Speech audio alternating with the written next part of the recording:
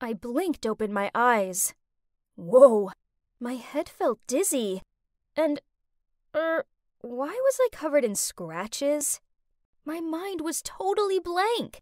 I couldn't remember what happened. The last picture flashing through my mind was a heated argument between me and some guy. Then I stormed off and now, here I am, in this gloomy place. I think it's a basement or something. It's cold, and it stinks of damp. Dang it! I cannot remember his face. I knew I needed to get out of here, and fast. I ran to the door and tried opening it, but to no avail. It's locked. I slammed my hands against the door and shouted, "Anyone? Help!" I could hear footsteps approaching, so ignoring my throbbing palms and burning throat, I banged on the door and screamed out, "Open the door!" Oh my God! It's him! The guy I'd been arguing with before! He was holding a sandwich and smiling gently at me. "Oh, Alice, my puppy, are you awake? I thought you might be hungry." "Who are you? You brought me here, didn't you? What do you want?" He looked confused, then sadly blurted out, "Oh no, honey. You must have memory loss from the accident. It's your Josh here. I'm your boyfriend." I squinted at him. He did look familiar, but what boyfriend? What accident? He showed me the photos on his phone. OMG! That was me with him, and we looked so happy together. But why can't I remember anything? I hit my head with my hands in frustration, while Josh just stood there against the wall staring at me and giggling. So maybe this Josh guy was my boyfriend, but that didn't explain why he'd locked me up in this dungeon. This wasn't a normal boyfriend thing to do. I rushed to the door, but he grabbed me in his arms. "Let me out! You definitely have some wicked intention going on bringing me here." I scowled. "Oh my gosh, Alice, you've been watching too many movies. Do you really not remember anything?" I gave him a clearly not look, then folded my arms. "I guess the accident was pretty intense. We argued, then you insisted on driving while you were drunk, and then caused a fatal accident. Never mind. I think we shouldn't go in too deep about that right now. It must be traumatizing for you. But that's why I decided to bring you here, so the cops wouldn't arrest you." What? Why couldn't I remember such a horrible thing? But looking at all the wounds on my face and body, maybe everything was exactly like what Josh said. No! I have to confess. I stuttered in tears. "Are you crazy? Do you want to go to jail?" But... Alice, no buts. I'm gonna protect you and keep you safe." This was a lot to process, so in a moment of panic, I found myself agreeing to his crazy plan. Josh said this was an emergency bunker back from his grandfather's time. Sure thing. I mean, it sure smelled musty. There's not even a window, just a flickering wall light. It felt like I was in a horror movie.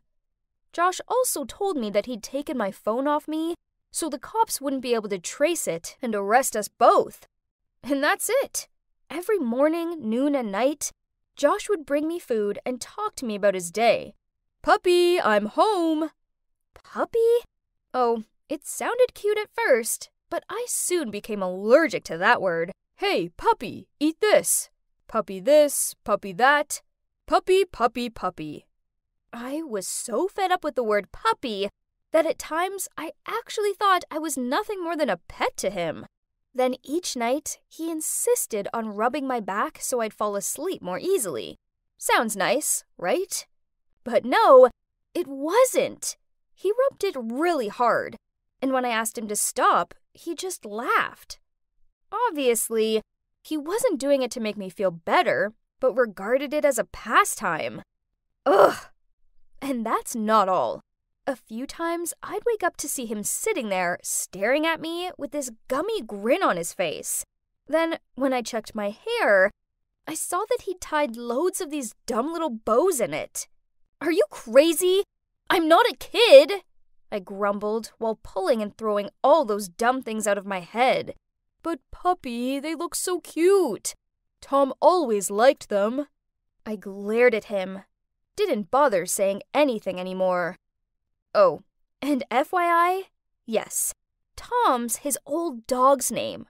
Okay, so I didn't need a genius to figure out that something was seriously up with this guy's head. But then, things got weirder. One time, he brought down food for us to eat together. It was fried chicken, and as soon as I smelt it, my eyes sparkled. I was about to take a piece when suddenly he pulled the plate away and took a big bite. I didn't even have time to react. Then he handed me the chicken thigh bone he hadn't finished yet. "Help me with the rest, puppy. This part is too hard to gnaw." I rolled my eyes at him and flushed up with anger. Seeing my reaction, he said, "What's wrong, puppy? Tom always loved the leftovers." "Are you crazy?" I screamed. "Yo, I'm kidding. Don't you know how to take a joke?" He grinned. Kidding? What kind of kidding is that? I've had enough of this. This place was driving me insane. I could hardly sleep at all because I couldn't even distinguish between day and night. Then, when I did close my eyes, I found myself tormented by the serious crime I'd committed. Josh was trying to save me. Yes, but I didn't ask him to do that. I couldn't live like this. I needed to face the truth. I had to turn myself in. The next morning, when Josh brought me breakfast, I told him what I wanted to do. Expectedly, he got mad and glared at me. "Alice, why do you want to go to jail so badly?" "I can't stay here forever. I have to face up to what I've done." "But it's so peaceful here with me." Peaceful? Was he being serious? It sure didn't feel peaceful. Instead, I felt like I was playing the role of his pet. I lurched forward, but Josh immediately grabbed me so I couldn't move. I tried squirming my way free, but he was a strong guy. Suddenly, he covered my nose with a handkerchief and my eyes closed. Then everything turned black. I slowly opened my eyes. I was in the same familiar room, but bars. I saw bars! Ugh! I was in a cage! Then I kicked something. It was a water bowl! "Puppy, you're so naughty. I can't lose you, so I've put you in here." He grinned at me as he handed me a sandwich. I chucked it away, then screamed at him to let me out. Seeing this, he immediately left and returned with a bunch of plush toys and dropped them in the cage. "Hope they'll make you happier." Then he tried to stuff the sandwich into my mouth. Furiously, I took a bite and spat it in his face, then sneered while throwing the toys at him. Geez, some of them even squeaked. "Wow, okay." His demeanor changed, and his eyes turned scary. "If that's what you want, don't blame me later." Things were different after that. Each day, he only gave me a bowl of those gross-smelling biscuits, then he'd just sit there gawping at me. At first, I refused to eat them. But in the end, I was so exhausted that I gave in, even though I'm pretty sure they were dog biscuits. Ugh! I realized that resisting him wasn't benefiting me at all. It was only making him act more horrible. That's when a genius plan popped into my head. So the next time when Josh appeared with the biscuits, I smiled sweetly at him and said, "Josh, baby, it's been so long since we've been on a date. How about you go and get us a bottle of wine, and we can spend some quality time together?" His eyes lit up, and of course, he agreed without hesitation. He hurried off to get the wine. "Cheers to us!" "Josh, you're the love of my life, and I'm so grateful to God for bringing you into my life. Please stay with me forever." I flashed a sweet smile and whispered in his ear.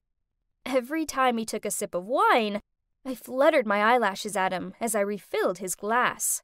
To say I'm a Hollywood actress with an Oscar-worthy performance would be an understatement. Soon, Josh was so drunk he went cross-eyed. He fell to the ground before I even finished pouring him the last glass of wine. Seizing the opportunity, I stepped over him to get out, when suddenly, a hand grabbed my ankle. Oh no, I'm screwed! My heart felt like it was about to jump out of my chest. I immediately turned around, ready to fight him when, well, it turned out he was just dreaming. Phew. Thank God. I gently pulled my foot free and immediately dashed out of there. I climbed up the stairs to a living room where I found my phone left on the table. I quickly grabbed it and ran out of that horrible house. My legs trembled, and I felt like they might give away beneath me at any second. But somehow, I managed to find the inner strength to keep on running. I couldn't use my phone as it was out of battery, and I was too disoriented to figure out where my home was. So, when I stumbled upon a police station, I walked toward it. I took a deep breath. This was a tough decision. I knew I was going to jail, but I couldn't live in creepy Josh's basement forever and be his substitute pet. No thanks. I had to face up to what I'd done. Sir, I'm here to confess. The cop looked confused and told me there hadn't been a fatal accident recently. But then he said I looked familiar, so he looked up my name, and turns out my family had reported me missing. That liar Josh had tricked me. It was all a ruse so he could imprison me. How vile! I charged my phone, and up popped hundreds of messages and voicemails from my worried friends and relatives. This was all so overwhelming. I put my head down for a moment. Then all the memories gradually surfaced. I'd been in the mall parking lot, and I felt like someone was following me. So I hid in the corner, and that's when Josh appeared. So I asked him, "Why are you following me?" "Alice, I love you. Please come back to me." I rolled my eyes and started walking away from him. "Go away, weirdo! We're done!" Then he grabbed my shoulder. I shook myself free and ran away, when a car came out of nowhere and... Ugh! Yes, of course. Josh was my crazy, controlling stalker ex. So he must have taken advantage of my unconsciousness to take me back to his basement and come up with his bonkers plan. Then to make things even easier for him, I ended up with memory loss. Typical! It was a nightmare. But thankfully, it's over now. The cops took my statement, and soon after that, my family came to pick me up. They all burst out crying, and we hugged each other tightly. It's taking a while to get back to normal life after all the trauma, but I'm getting there. I do want to vomit whenever I hear anyone say the word puppy. Ugh. However, this didn't stop me from getting my own rescue dog, Lily the Corgi, and I never put bows in her fur. As for Josh, well, he was convicted for false imprisonment and has to stay in jail for 4 years. Who's in the cage now? Serves you right.